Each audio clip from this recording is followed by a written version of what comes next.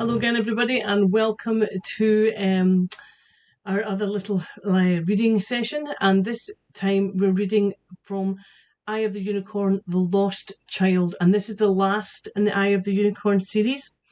And all your questions will be answered in this book. And everything ties into quite a spectacular ending. So what I thought I'd do is I'd just read you the first chapter. It is quite long, but it is a good chapter. Okay, enjoy.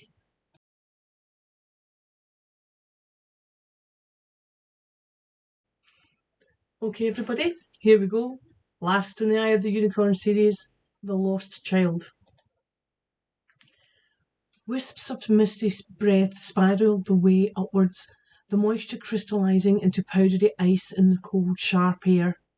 The frozen ground crunched beneath the warm fur boots as they softly crept along the garden path, trying to be quiet.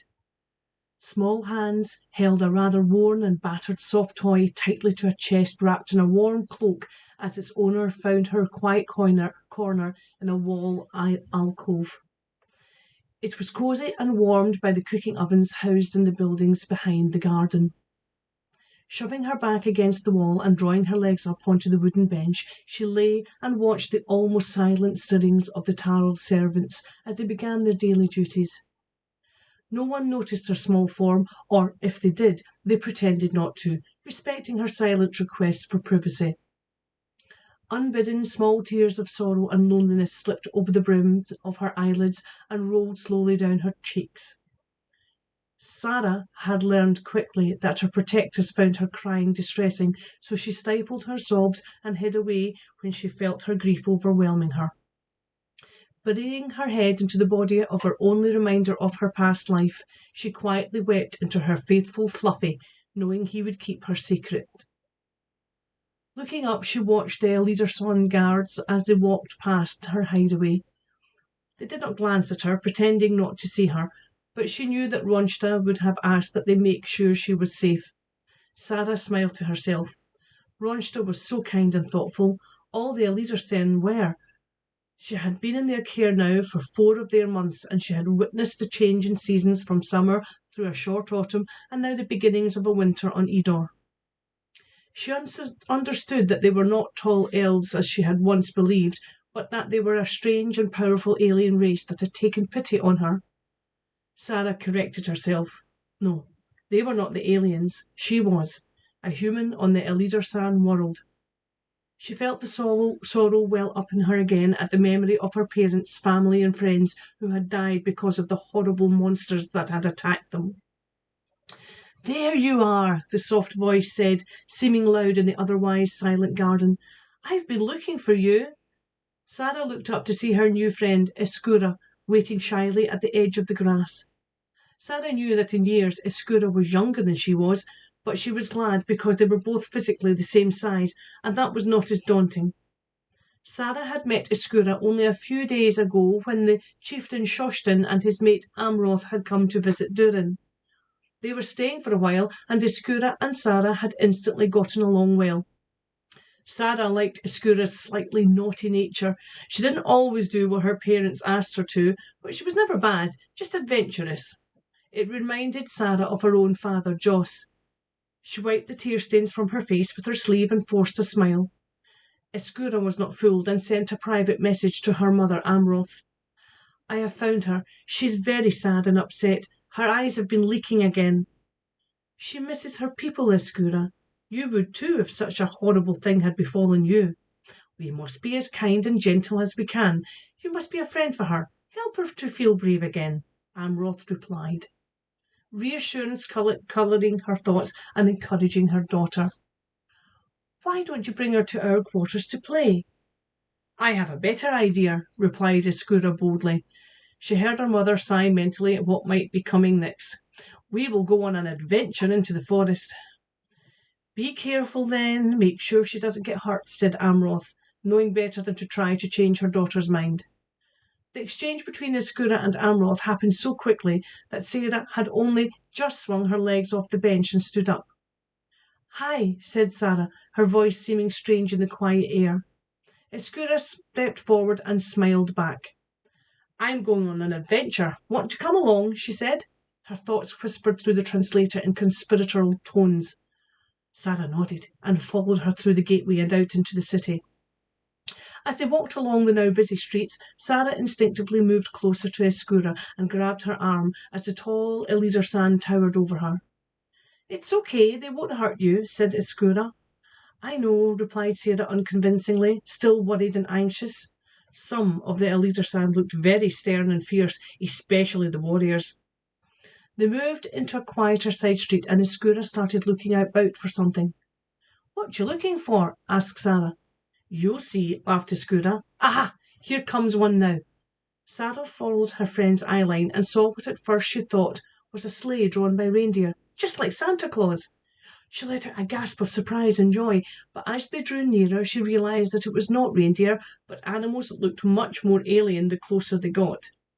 She was right about the sled, though. It was an Elidar San that was driving, not Santa Claus. "This is a Duna sled, and these are Mantellos," said Escura, gesturing to the now stationary vehicle. The Duna driver looked down kindly at the children. "Lady Escura," he bowed, "and Lady—" His thoughts trailed off as he studied the alien child in front of him. He had heard of her, but now that he saw her he was surprised at how frail and small she was. He knew they were mind-numb, but he was Duna and was an expert in transferring emotion to the animals in his care. He filled his mind with a positive mixture of reassurance, peace and respect and sent it to the small figure in front of him. "This is Sarah," said Escura. "She's mind-numb, so she can't hear us unless we use a translator." The Duna nodded solemnly and bowed to Sarah. "He says welcome, Lady Sarah," she said helpfully. "Where would you like to go, my ladies?" continued the Duna. "A trip around the city, perhaps, or along the forest trails?" "Forest trails, please," said Escura, jumping up and down excitedly and shoving a bewildered Sarah into the back of the sled. "Quick, he's going to take us around the forest. It will be so exciting," she gasped, her translator almost deafening Sarah. Taking the girls by surprise, the sled surged forwards, throwing them back in their seats as the agile Mantellos ran down the street and headed towards the outskirts of the nearby forest. The Elidar San often liked to walk or ride their sleds through the forest, and so an intricate, criss-crossing pattern of pathways and roads had been woven through the undergrowth. Most of the trees and plants were beginning their winter sleep, and their colours were not as vibrant, a greying of their leaves indicating that the plant was preparing for the cold snow that would be with them soon. Even so, the forest was still beautiful and peaceful. Most of the large grazers had moved south to warmer climates and better pickings, with only a few hardy species remaining behind to tough it out in the cold winter. The Mantellos steadied to a brisk trot, and the girls huddled together under a fur robe. The Duna driver had passed it to them. They sat together enjoying the trip, and Sarah began to imagine that she was a fairy tale princess, and this was her magic carriage drawn by mice that had been changed by her fairy godmother into wild-looking creatures that were carrying her on a secret mission. Slowly she forgot her sorrow as she began to realise that the truth was much more exciting than her imaginary story. No human had ever been this close to such wonderful beings, let alone live with them and befriend them. She felt very special, and her fear melted away as courage crept into her heart. Although she had always been very, very brave, she just didn't realise it. The Duna driver smiled to himself as he felt the faint emotions coming from the alien child. They were much weaker than a Mantello or Limath, but if he opened his mind and stretched it slightly, he could just about make out what she was feeling. He had been projecting confidence and self-worth towards her since they had started their journey. Now he was rewarded with the change he had been trying to achieve, and he was surprised that her carers had not asked for the advice of a Duna before. He cocked his head slightly as another voice spoke to him, giving him instructions. He bid his Mantellos turn right deeper into the forest, and his smile broadened. "Why have we stopped?" asked Escura as the driver pulled over next to a small glade. "Lady Escura, I think there is someone waiting to meet you in the glade. Hurry now. Your friend can go too if you like. I will wait here for you." He watched as a thoroughly curious Escura relayed the message to Sarah, and they both climbed out of the sled and made their way to the glade. There, standing tall and elegant, was an Eeyore. Sarah was wide-eyed. This was only the second time she had seen an Eeyore, and she was a little shy. Escura gasped and performed a formal bow to the Eeyore. "Hello, Escura. I am Skrill, and I will be your Idor guide. Skrill bowed back to Iskura and laughed as he saw the alien child perform a clumsy attempt at a bow. We will talk often, I expect, and I'm always here when you need me. He awakened a connection in Iskura's mind that had been there since the day she was born, and the thrum of the Idor world coursed through her at last. She was now truly a Leader-san. Iskura was ecstatic. There was such a special moment for every Leader-san, and she was so pleased that Sarah was with her. Skrill, who is Sarah's Idor, and when can she meet him or her? She asked. Well, that is a question, replied Skrill as he slowly walked around the children looking very solemn. This is Skrill, explained Iskura to Sarah. He's my Idor. Sarah looked perplexed. She was struggling to understand what that meant and was awed by the majesty of the Idor walking around them. Iskura guessed she didn't understand. Every Leader-san has their Idor. Some share the same Idor, but each of us only answer to our own Idor. Sarah didn't look much wiser, so she continued. It's a special thing. The Idor protect us and guide us through our long lives. They give us counsel and wisdom, knowledge and courage, she said, reciting the training verses she had learned from her Taro teachers during her studies. We do their bidding when they ask, without question and without fail. Do they give you orders? Sarah asked, trying to understand. No, we can choose not to listen, but that is unwise because the Idor see everything and know everything, and only ask us for help when it will benefit all. Iskura was very pleased with herself for remembering and understanding what she had learned. Skrill was also impressed. Your friend does not come from a world with Idor, so cannot fully understand what it means, he explained. Oh, Skrill, you are wrong. Look. Iskura nudged Sarah. Show him Fluffy, she said. Puzzled, Sarah held out her battered toy, and Skrill studied it carefully. It's a unicorn, said Sarah. They're magic. Iskura relayed Skrill's question. He asks if you've met a unicorn on your world. Sarah shook her head sadly. They are magic, like you and their Leader-san. I'm not, so I can't hear or see them. Mama gave me Fluffy to protect me. Inside he's a real unicorn like you, but I can't see it because I have no magic. She gently cuddled her faithful toy. I love him very much, she said, as the sadness started in her again. Iskura gave her friend a hug and crooned in sympathy. Skrill stood quietly in front of them. Iskura, tell Sarah that one day she will find her magic, and when that day comes, she will see Fluffy as a beautiful unicorn, and she will hear him speak. Iskura nodded solemnly, honoured that she should relay such an important message. Sarah stared at her in wonder as she listened, excitement building her at such a revelation. Her eyes started to fill with tears again, but this time with joy, not sorrow. Iskura held her close, sending waves of comfort and hope to her. Now both of you must go home. It's getting late and you will be hungry. As he spoke, they both suddenly felt their stomachs complain about being empty.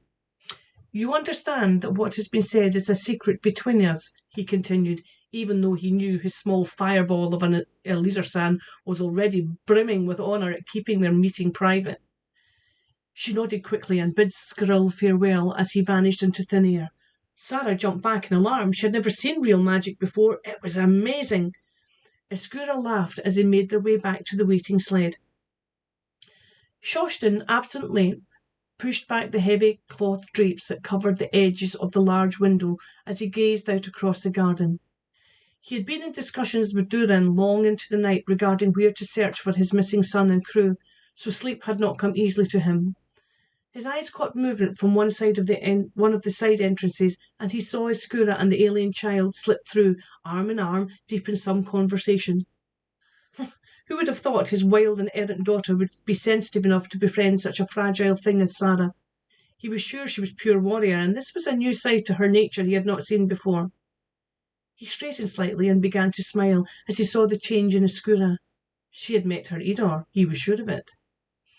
Thur, which Idor is guiding my daughter? He asked, his mind full of innocence and complacency. When it becomes your business, I'm sure Iskura will advise you, was the mocking reply. I trust you and Duran are ready to set out on your search. You've certainly taken long enough to make a decision. Almost as long as it's taken Edor to isolate probable universes, Shoston could not take the sting out of his thoughts at the frustrating delays in narrowing down the possibilities. "We have been busy elsewhere," came the cool reply. "So it seems," said Shoston, annoyed with himself that he was being so churlish. Before Thur could respond, he continued, "We will leave tonight with a fleet to begin searching in the most likely universe. Here." He flashed an image of a whirling mass of light that undulated its way between its fellows. "The natural laws that govern this reality are very similar to those in the Sand universe that support the Churchur and Sara species. It's reasonable to assume that if the Churchur and Sara are linked in some way, then it's highly likely that Mercan has been drawn into the source universe, which should be this one." He brought another image into his mind. "Deka has run simulations to show that this universe and the Sand universe have been close enough recently to allow the chance of transference occurring. We, of course, cannot isolate which galaxy within the universe to start with, so we will just need to be systematic in our approach. I suggest you start here." Thur brought a galaxy shaped like a ball into view. "It's the nearest to one of the contact points, and may well be the easiest for the Churchur to travel from." "Thur, how have a relatively primitive species such as the Churchur managed to travel like this? I thought that the Elidersan and the Edor were the only ones capable of such things." Shoston did not miss the hesitation in Thur's mind. "How it was done is not important. What you need to focus on is finding Mercan." "And Kultok," finished Shoston, deliberately baiting Thur in the hope that he would let slip what Shoston suspected. "And all the Elidersan crew," finished Thur, as he made it clear that their conversation was over, fully aware of what Shoston thought, but deciding to keep him guessing a little longer. The time was not right to reveal the truth. As he left Shoston to his own devices, Thur called the Edor Council to him. Sara and Iskura skipped through the doorway into the guest quarters. Amroth smiled warmly and gestured to them to sit and eat breakfast, leaving to find a translator so that Sarah would not feel left out. Iskura started stuffing her face with her favourite snacks, offering some new and tasty items to Sara to try. She shyly accepted and attempted to look invisible in the grand room as she gracefully nibbled on what was provided. She tried not to stare as Shoston stalked in. He moved like a cat, purposeful and deceitfully relaxed with all the grace of a predator. His skin glowed, actually glowed, with the powerful magic inside of him. He smoothly sat down at the table opposite Sara and Iskura and smiled kindly to them both. "And what adventures have you been up to this morning?" His voice rang from his translator, and Sara found herself wondering what his real voice sounded like. She glanced sideways at Iskura, not sure of what to say. "Nothing much," replied Iskura with nonchalant confidence. "I took Sara for a ride in the forest on a Duna sled, and she really liked it. Didn't you?" She looked purposefully into Sara's eyes, and Sara almost felt a tingle in her mind, but she knew instantly that the meeting with Squirrel was supposed to be a secret. Unable to speak, she simply nodded solemnly and stared wide-eyed at Shoston. He smiled again and casually poured himself some fruit juice, offering some to Sara. She nodded. "You're very quiet this morning, Sara. Did you sleep well?" he said as he handed her a glass. "Yes, thank you very much," she whispered, more than a little in awe of him. "I was just a bit sad."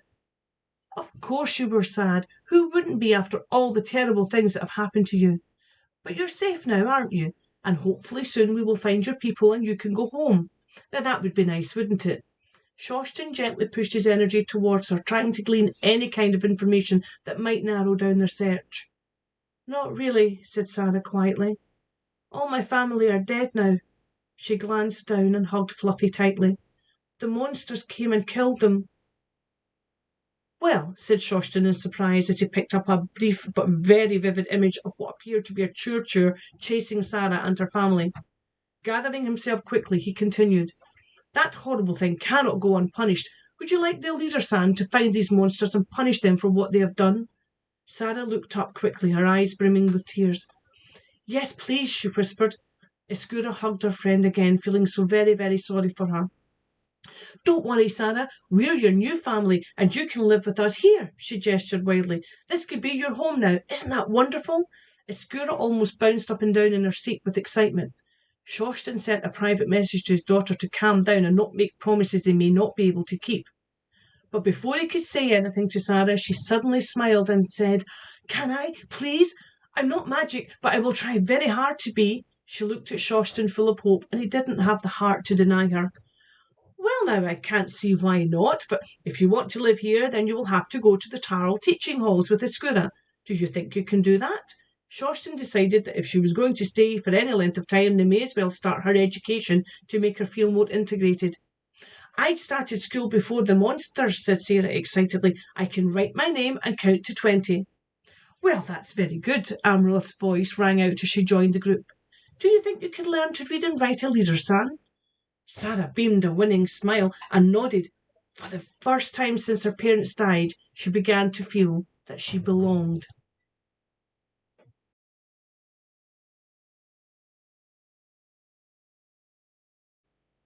Well, I hope you liked that introduction into the Lost Child and it intrigues you. And as I said, this will tie together all of the questions raised in the other three books and give you the answers you've been searching for. The Lost Child will be released in the near future, and when it is released, please go on to all of the online retail stores and leave reviews if you can. That would be fantastic. Hope you've enjoyed this, and you take care and have a good day.